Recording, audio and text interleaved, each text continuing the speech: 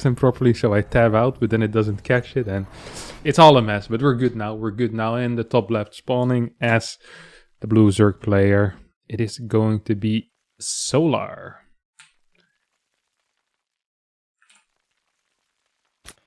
And his opponent, the highest seed player in this group, playing for Team Africa Freaks, it's TY. Uh-oh, Lambo. We're seeing an SCV being sent out at the same time as the barracks. Now, this could be a very early scout, but experience tells me that this probably isn't going to be the case. So we see a second SCV being sent out as well. The thoughts of Proxy Reaper disappear out of my mind. And we're going to be looking at what seems to be a 2-Rex, right? Very far away, though.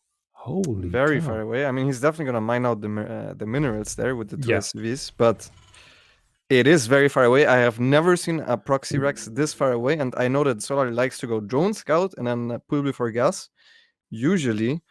And I've talked a little bit with Solar before this. He told me he was mainly worried about 8 Rex on this map. So he did not expect this, at least. He thinks that this is one of the better Terran maps right now.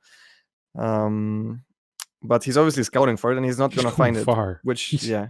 Holy cow, he's going far. He's going to go to the bridge. I mean, this is really as far as you're going to get, right? He hasn't scouted a big part of the right side either, so he gambled pretty much that it was going to be here. And TY was like, no, I know your drone scouting patterns. I know where to go. Now, come on, TY. Yes, take the correct minerals. I'm pretty sure I've seen someone do this before and then take the wrong minerals with the second SCV. And it's a very sad moment. I can't quite remember where it was. But yeah. I'm glad to see that TY has prepared well and knows exactly what to do. You see the SCV Reaper. So this is hitting very late, and the entire point of this is that it remains unscouted, and TY is just going to try to focus down a bunch of drones. Now, drone scouting against this makes it worse because now he has a couple less minerals and he still finished his gas, so that's bad for Solar. And on top of that, he doesn't know if it's a 2-Rex or a 3-Rex, so he's making a spine crawler. If he just put, let's say, 8 drones and then pushed the Marines back a little bit, delayed the bunker, he could have went in with the Zerglings and drones together as he's doing it right now. And then he did not really need the spine crawler. So even if you just lose a couple of drones, this is not too great for Solar. Losing 3 already, and the Reaper. Now he sees the Reaper, he should cancel the spine, I think. No, it doesn't cancel the spine. Bunker. It does get cancelled though. CC gets built on the low ground, of course. With those Reapers alive, you do get some type of map control. It's going to be hard for a bunch of slowlings to move across the map. Well, pretty much impossible if you know how to control a Reaper, and I'm pretty sure TY does know that. Manages to snipe the Overlord as well with a barracks float, which is kind of a cute move here. Factory is already going down at home as well, and I'm kind of liking this position here for TY. Yeah. I think this really goes to show, right in the first game that TY plays, that he really relies on heavy preparation. He's really good at preparing for his opponents. He knew where Solar was going to scout, and he probably knew his response. Otherwise, this is not very good, even if it doesn't get scouted. If the Zerg assumes it's a 2-Rex, because of how far away it is, you lose very little mining time from the drones. So even though it's a 2-Rex, you can lose a couple of drones. So if there wasn't a spine, I think this, no matter what, always ends up pretty bad. And sometimes the Zerg can even finish the speed if they see it that late. In which case, you couldn't place a CC on the low ground. So definitely good preparation by TY, who maybe is not the most known for his micro or something like Maru or Byan and the multitasking, even though he obviously also is very, very good in that regard. Yeah, usually he does like to win games with some heavy preparation. Either finish it in the early game or go into a very powerful mid-game timing push. Doesn't mean that he doesn't know how to play the late game, of course. Positionally very strong as well, but not as focused usually on micro as a player like Byan, like Maru is. See a 30C coming down here for TY. And it seems he's also keeps on producing a couple of Hellions, I guess, just for some map control. He's going to get a Viking. It's a very kind of a weird setup or an awkward setup, right, that you have now as a Terran, but he should be used to it. Yeah. The one thing that's a little bit annoying here is that you can't really move out with the Hellions because you don't have a wall, since he needed to put the first 3 depots in the main, and since he went for a 3CC, he doesn't need any extra depots early on. Now Solar actually saw that barracks was floating above the factory, so he should know that he stops after 4 Hellions. And even though he's not going to get the confirmation with that Overlord, he sees Viking and there's a barracks floating on top of the factory already. This leads towards believing that there is going to be 2 early medevacs. So this is what you can read from simply seeing the barracks float there. I think even TY, even though he's extremely smart, he wouldn't fake a barracks in case barracks there's a link float. slot. Yeah. That would be big, though. You'll listen to this cast do it next time he plays against you. We have 2 eBays coming down for TY. Is also going to be going into his standard 1-1. Still on 2 racks, 3 racks should be added relatively soon as well. Bailing is finishing up on the side of Solar, and as he's getting a layer, are we looking at some mutas here or fast bailing speed? What is this exactly? So from now it can still be anything. The thing is that he initially expected TY to go 8 racks, and then I've talked with him about what he asked me what I think the best response is, and that was Ling Bane. But since that early game is already very different, he might switch it up completely and go for Aspire, as you said before. He obviously likes to play Muta. Most of the replays that I've seen of him were Muta games. And he's already on 5 gas. The one adjustment that he made is that he didn't take the forward base, and he's gonna try to expand towards the top bases eventually, because they're further away from wherever the Ajax push usually comes in. But for now, he first needs to defend this push. Yeah, it doesn't look super massive, but it's doing some damage already. There's no Banelings here to clean it up. Spine was slightly out of position as well. A couple of drones going down. Banelings now will start sprinkling in, and TY will probably get pushed back. I say that, and a lot of the Marines are still alive. Tank barely doesn't die. Spine once again moves into a different position, but 11 drones have gone down during this, and honestly, it's not looking too hot for Solar all of a sudden. No forward base yet either. Creep spread, especially on the right side, looking very meager right now. And somehow these 7 Marines are still alive. Yeah, that was really, really bad for Solar. Just to show how good this build is that TY is playing right now, I would never expect a Tank Marine Hellion push coming at this timing from a normal 3cc opener, and he opened with proxy 2 racks into 3cc, and he still hit this early. Now, what he didn't have is obviously a big Marine count, but it was still super hard for Solar to engage because he had no units coming from behind, and you said it, he sprinkled the Banelings, and then they kind of just died one by one. So the trade overall, massively favorable for TY, and he's in a very, very sizable lead now. Yeah, we have a double drop heading towards the 4th base. Good target fire on the first Baneling, gets the second one as well, but then doesn't want to risk it and picks up as Baneling 3 and 4. We're about to get some big hits in. Now 1-1 has finished up for TY. Solar is still on a single. No, he's 2 evos, but just as a single evo working. As I say that, of course, he starts his +1 melee as well. There's a couple of Marines on the left side still. Though, if they get this queen as well, there will be no creep spreading queens anymore. Hell, there won't even be a queen left for the 4th to inject on. Like, this is looking really rough, and TY actually snipes every single Baneling there as well. This is not looking good here for Solar. Yeah, absolutely not. And he is expecting the Atrax, and as I said before, he's just going Ling Bane purely, without any extra attack, which is usually the best to do from behind, but TY just went into an early 4th and he's going for a Widow Mine, so what TY is doing is on top of the position he's already in, the perfect response to what Solar is doing. So yeah, Solar needs to basically kill an entire army for free to even this out somehow. TY actually made a little bit of a mistake there with forgetting his +2 attack, also starting the armor first. I'm not sure why the Korean talents all do that, but that apparently is a thing in their muscle memory. So now he's pushing again at the same time as he's dropping in the main base. And all of this is obviously off creep as well, so Solar can't... this was not even a cancel, he lost the hatchery here. The 5th base. And well, he needs to clear this up. It's now or never, and he's trying to go forward. Good focus fire with tank. 1 Baneling only remains from the bottom. All the links are cleared up, and I do not think that Solar will stay into this for too much longer, to be honest. Yeah, I have a bad feeling for Solar about this as well. Down 50 supply right now. TY pushing forward with 8 Marines. The fact that Solar is struggling with cleaning those up basically tells the tale here, as if we go back to the base of TY, he has a bunch of units just standing there in between those natural and the 3rd base. The 4th has landed, planetary is done. There is a double drop heading towards the top side as well. Mine will hit.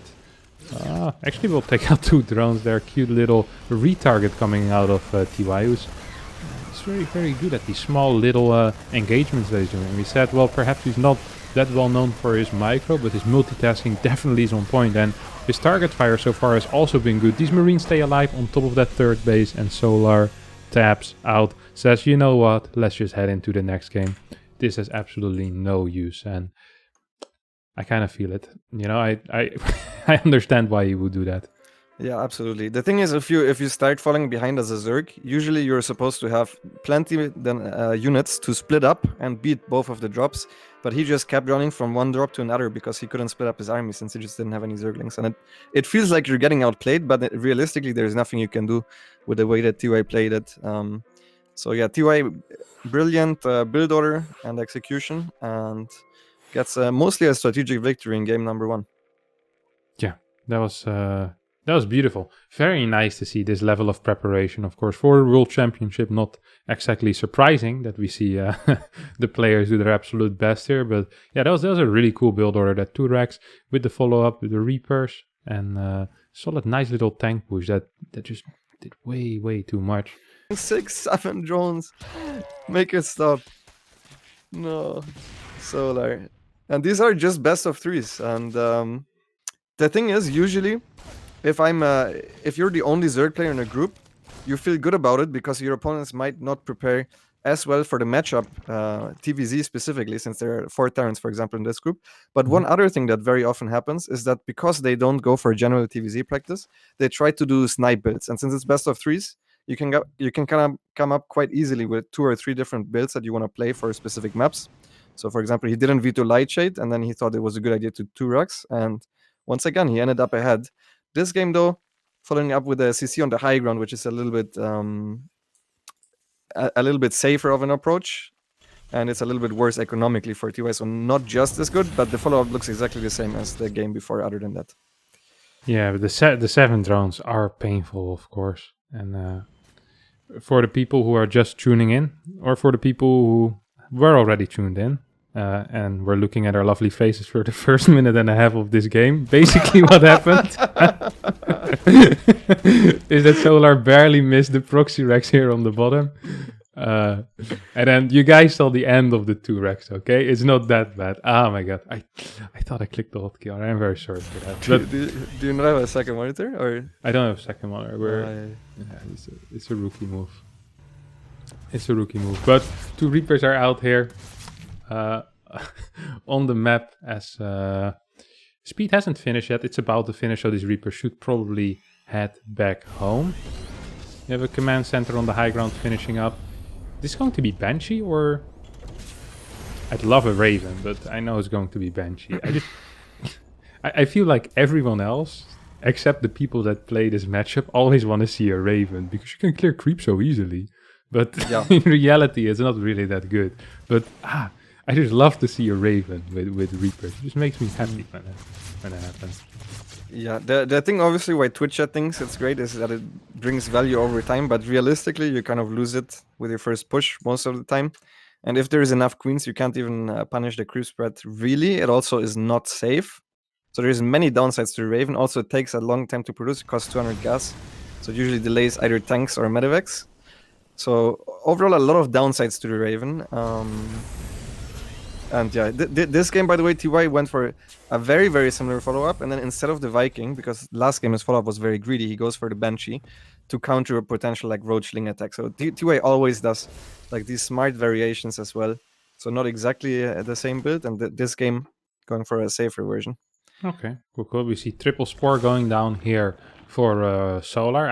I looked at the drone count for a second. I was like, holy crap, it's like 47 against 30. But then Solar had to start building an Evo chamber, a Baneling nest, and he threw down like 3 spores. And I was like, oh, never mind. This looks all good again for the Terran. This is still relatively playable though for Solar, right? Like he might have lost 7 drones in the early game, but his creep spread is looking okay. I mean, the Hellions haven't really done anything. This is fine. You're gonna be. This is pretty much standard almost, no? Yeah, this looks relatively standard, slightly better for Terran than usual, but the timings will work out very similarly. Whereas last game, the first 2 medevacs arrived and Solar didn't even have a 4th base, and he just kind of lost at his 3rd base, which it should never happen. This game, he's gonna start a 4th base as the 2 medevacs are out and are gonna move out. So it will look much more like TVZ is supposed to look. These are so early, the first medivac. They're actually insanely early. For like a 3cc Banshee follow-up? Yeah, from a 2-Rex proxy. That's crazy. Yeah, like if I wouldn't have seen that it was a 2-Rex proxy, I would not be able to tell in hindsight. Yeah. Does he delay the 1-1 a bit for it, or what's the player? I guess he has less Marines. He's making less Hellions and only one Starport unit. And yeah, those are the main things that speed it up. Okay. 3 Hellions are here. Is there an armory? No, there's not. So these guys will just stay as Hellions. There's a single tank here. And once again, we have this push forward. Is there a Baneling ready yet? No, there's 10 Banelings on the way. Baneling speed not done yet. Good push forward here coming out of TY. It feels like Solar is just not prepared every single time. And the speed and how hard these pushes are hitting is really surprising him here. He does have creep. And this time there's a lot of Banelings. But they're just getting sniped. It feels like Solar is once again struggling holding. Yeah, this again already is a good trade for TY, but I think the cleanup shouldn't be too difficult since there is only one medevac left, and these Marines do not have combat shields, nor do they have 1-1, so I believe if Solar just wants to go now and pre-splits the 2 Banelings that he has, he should be fine. Oh, he didn't pre-split the Banelings. Lings are getting kited back into a little nuke. Tank does end up falling, but 2 extra tanks join up, and I thought TY was going to be done with this position, maybe pivot towards the 4th base. Definitely not the case, as he's moving towards the bottom side here. Oi, oi, oi. Yeah, this is one thing that you do when you realize as the turn that the Zerg is rallying all the units that he has at home to defend it. So now TY didn't need to keep anything at home because he realized, okay, the Zerg is struggling to defend, there is no way there is a counterattack happening. And he just moved forward with the rest of his Marines and tanks. And even though there is only one medevac and all the Marines are low, as a Zerg, it's so difficult to engage this. Both tanks are split up and they're getting great value. He just barely doesn't have enough to crush it. At the same time, at the top, there's a job coming into the 4th base of Solar, picking off a couple of drones and starting to fight the hatchery. Oh. Yeah, combat shield is finally about to finish up at 8 minutes and 35 seconds in the game. TY rocking a small lead here once again, a real small lead, a pretty decent lead actually. His 4th base is done already as well. Solar is only on 64 workers. Down in upgrades as well. This time we do see +2 starting before +2 attack starting before +2 armor. Drilling claws on the way, and Solar is going to be going into Lurker. At least that's his dream, and Lurker can kind of be the great equalizer in this type of situation, where if you get those Lurkers out and you can kind of stabilize, then you maybe can start making some plays. But for now, it's still very tight, as the Baneling count isn't that high. His creep is looking fine, so that's the one thing that he kind of has going for him, but the micro of TY has been fantastic so far today. Yeah, this is the first time where Solar came from behind and picked off the tank the moment the Marines stepped too far forward. So this was really good awareness. This is what he should have done a little bit earlier as well.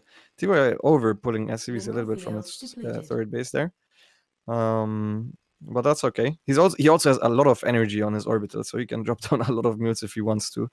So overall, obviously, Solar is very far away from those Lurkers. You see the Lurker and the Hive starting, but the Lurkers without the upgrades are very bad against Terran. So yeah. Especially Seismic Spines, right? That's going to be a real game changer here. Of course, adding 2 range to that Lurker from 8 to 10. After that, the adaptive talents are important for that quick burrow in case you want to chase armies. But for just keeping a position, the Seismic Spines is going to be the most important one. We see Hive is almost finished, that Lurker then almost finished, but Solar still has a lot of time that he needs to kind of kill here, where he's like, okay, I can't die right now. Now, luckily for him, the map is Lightshade, which at times feels very tricky for the Terran to push into. However, he does abuse the ledge very well here up on the close to the 4th base of Solar. Now, TY actually made a bunch of mistakes here, and that's why the supply is getting way closer. He lost a medevac at the 3rd of Solar, basically for free, and he lost the full medevac behind the main base to a Queen as well. So he just lost 20 supply basically for free, and now he's pushing away from his tank. So now Solar can also clean up that tank if he wants, and the game is getting very well playable from this point, which it really wasn't before. Before the game was kind of over, but Solar managing to turn it around here with very good army splits, to be honest, and just catching TY when he's not looking at the right position at the right time. Alright, Seismic Spines on the way, Vipers are starting as well. Solar wants to get these out rather quickly. Why is that? Why does he get the Vipers before he wants to morph in any Lurkers? There's not that high of a tank count, is there? Yeah, but he doesn't know yet that there's Widow Mines. So he thinks his opponent is still playing tanks, which also makes a lot of sense since he's going into Hydras himself. But TY started making very, very late Widow Mines, and now he's switching back into tanks himself. So Yeah. it is what you usually do if you're playing against tanks, and you see there's also no Widow Mines left anymore. Because the Blinding Cloud is obviously huge against the tank timings, much more so than the Lurkers, because tanks do outrange Lurkers. Yeah. So you will need to go for a direct fight eventually against tank timings. So I like the choice of going for Vipers first. Oh, we see a scan coming out of TY here on the bottom base as well. This is the 5th base of Solar. The reason he took this 5th base, I assume, is because that ledge just keeps getting abused over and over, and he doesn't really have the creep up to that top side 5th. I thought that was the more common 5th, right?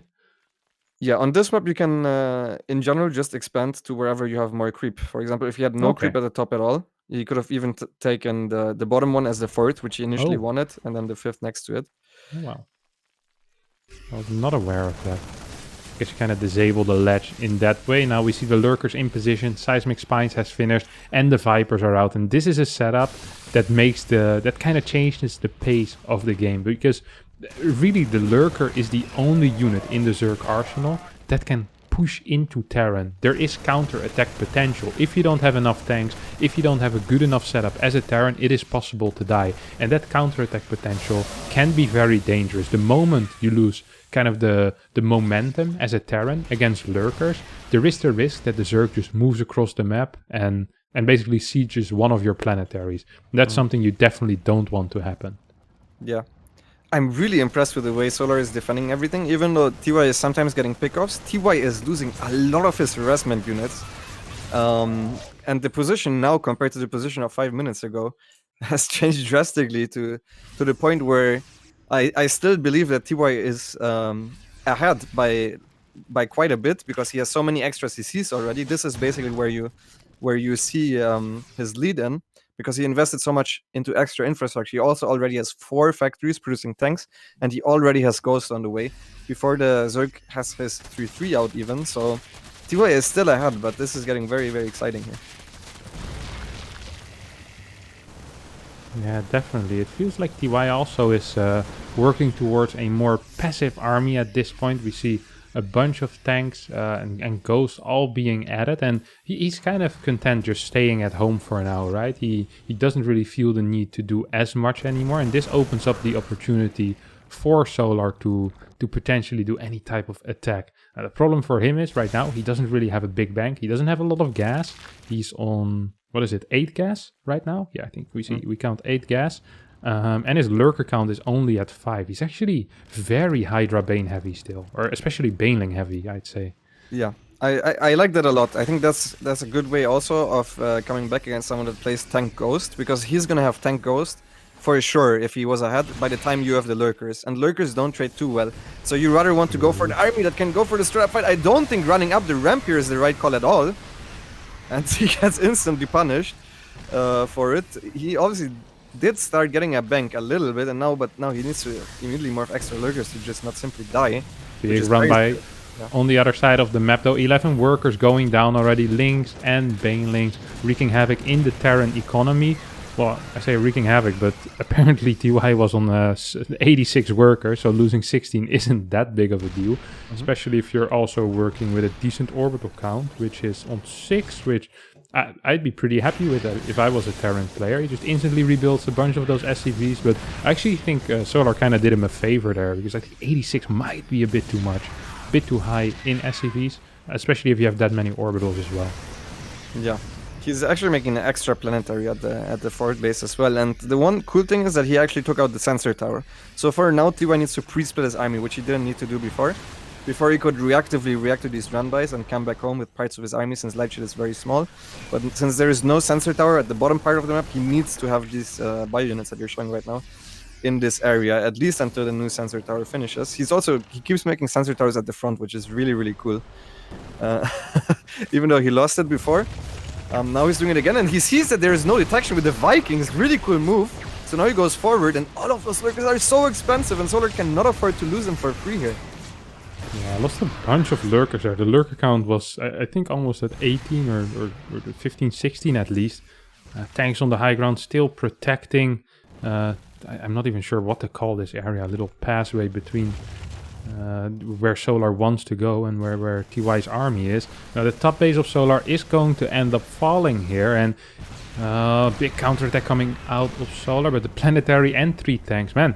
TY is extremely well prepared. He's rebuilding his sensor tower as well. We see a big drop loading up into the main base as well, and Solar isn't quite in position there. Lurkers are staying strong at his, what was this, his 4th base? But I think he's losing his main. No, he did get 3-3 and all the lurker upgrades, but he won't be able to produce Vipers for a while, and he can't transition into Broodlords if that was ever his plan, which I don't think it was. Now TY knows that this army office is always gonna trade decently, and hold that thought because Solar wants to fight again, and he wants to go up this ramp. There is barely any bio units here, so I think the Ling Bane will be decently effective, but you're running into so many tanks with pre-split ghosts. And even though he will clear this up, it will be pretty expensive. Now, if we look at the bank of TY, it's actually also pretty much gone. But the thing is that as a Zerg, you can't push forward as easily.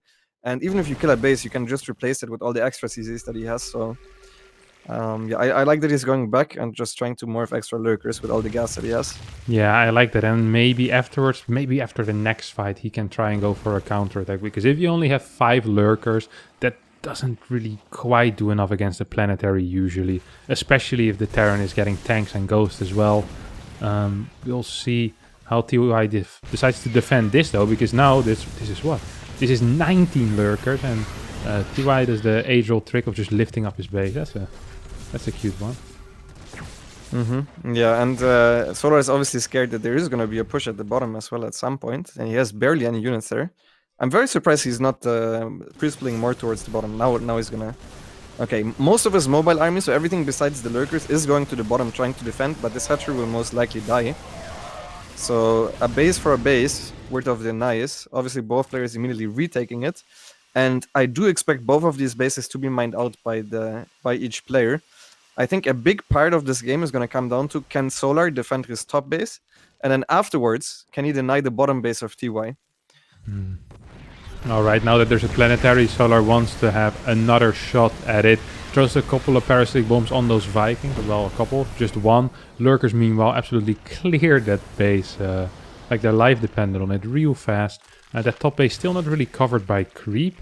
The hive is being rebuilt right now, so Vipers will be an option that will once again be on the table. Oh man, is this a nuke? Yeah, this is a nuke. Well, this optimistic nuke is what it is, since it's right next to the maybe. What are you searching for? Oh, the Ghost Academy. The Ghost Academy. I'm looking at your camera and I'm like, well, should we watch the Ghost die or? Nah, I knew the Ghost was going to die, but I know in the future there might be another nuke, and I want to catch it like the guy in GSL does, man. Oh, did you screen out it? Yeah. Nice. All right, we have another push out here with these almost characteristic sensor towers. I don't think I've seen anyone else do this very much in TVZ. And as I say that, instead of getting a sensor tower, he queues up another turret. Yeah, I think a sensor tower here is not that great, but the one in the middle tracked the entire arm movement of Solar. Every time his run by came back, TY was notified immediately, and then he could retreat up that ramp, which was really cool, I thought. He has a lot of tanks doing nothing here in the middle of nowhere, and he's trying to nuke again, and Solar is gonna break this location. There's barely any bio units, and there's also no Widow Mines or anything like that. Now, obviously, there is nothing that can just clear this orbital, so now that it's not a planetary anymore, he can just lift it. But he needs to retreat towards the tanks. I think Solar is overextending a little bit here. Oh yeah, I don't think he expected there to be 6 tanks just kind of chilling at this area. At the bottom, at the same time. Ooh, bottom at the same time as well. Big bio force trying to take out these bases. Yeah, Solar definitely overextending there a little bit, and getting kind of blasted there in the late game. TY, after having a very, very good early game, mid game not as hot, right?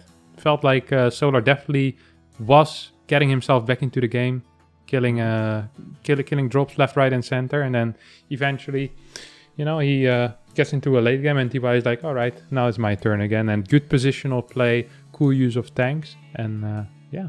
I'm pretty happy with that, yeah. There's some nice focus there going on. What the hell is going on with my camera? What the? It's a bit of a scuffed start of the day, guys, but luckily the games so far have been great. So you love to see it. You love to see it. Okay, Don't have the production value that the other boys have, and that's okay as well. No, it's a really sick series. Both times opening up with a 2 racks and finishing the game in a clean way. The first game and second game, that nice long macro game. What do you think Solar is? Was it a lack of patience? We saw that really weird push in the middle, where it felt like he finally was gaining some momentum, and then he lost all of it in like 3 seconds. Mm-hmm. So I think the push in the middle made sense, especially the second time around, because he saw that there was a big chunk of TY's army in the bottom, and then when he cleared the sensor tower in the bottom, he came with everything and crushed it. So there were barely any buy units. That was really good. You need to get rid of that location, otherwise you can't rotate your army around. Also, the pushes I understand, because it's very hard for him to split his army between top and bottom part of the map. So he felt like he had to all in after he lost the 2 bottom bases, obviously, and it just wasn't enough, and TY was ready for it. I believe that he actually played very well, especially the second game. I think he was behind the entire game, and he actually made it a game, which was very impressive. Yeah, Solar definitely not out yet of this group. Of course, there's going to be 5 games that these guys need to play in a 6-man group, so losing one match, especially if it's against TY, it's not the end of the world. On the other hand, if you look at all the other players, it's not like they're much easier. Yeah, you got freaking Clem waiting for you, you got Maru, Beyond, Showtime, like all of these are, I'd rather not have them in my group, but here they all are all together in, I kind of feel like this is the group of death. It's a group of death, you can just say it, 100%, it's not even close, I think. Yeah, all right, I think that's going to be it for us for game number 1, but do not worry, we'll be right back with our second series of the day, which is going to be Solar versus Showtime, if I'm not mistaken. Absolutely. All right, so quick break, and then we'll be back with